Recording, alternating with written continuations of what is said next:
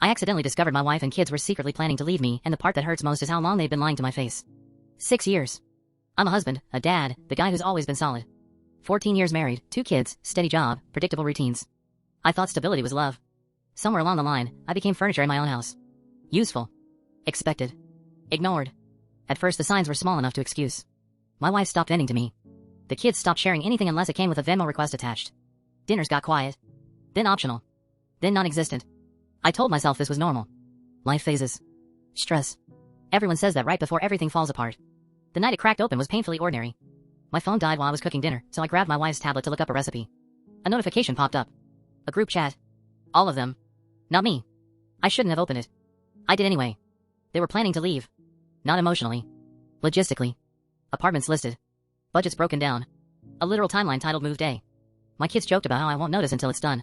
My wife coached them on what lies to tell me if I got suspicious. Reading it felt like falling through ice, slow at first, then all at once. Every request for money suddenly made sense. School fees that never existed. Broken devices that were mysteriously fine later. I realized I'd been unknowingly funding my own exit. The next morning, because irony apparently hates me, my car broke down on the highway. While I waited for a tow, shaking and rereading those messages, my wife texted once, "Why aren't you at work yet?"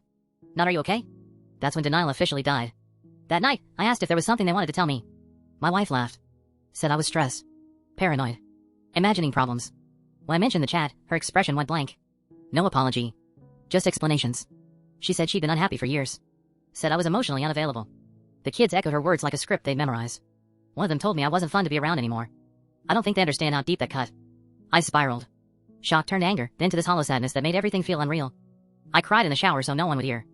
I replayed every memory, wondering which ones were genuine and which were just people tolerating me until they didn't need to anymore. The lies hurt more than the plan. How easy they were. How coordinated. Then came the twist I didn't expect. Their secret account got frozen due to a banking issue. Suddenly my wife wanted to talk. Suddenly counseling was an option. Suddenly this wasn't so simple. That's when it hit me, I wasn't her partner. I was her backup plan. I called a lawyer. I stopped negotiating my worth. I told them they were free to leave, but not quietly, not dishonestly, and not while pretending I didn't matter. The house is being sold.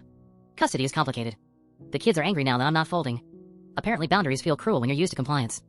I don't know what comes next. What I do know is this: love isn't measured by how much you endure. Providing doesn't mean being disposable.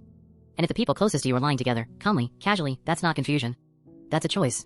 If you're reading this and something feels off in your own home, don't ignore it. Ask hard questions early. Pay attention to silence.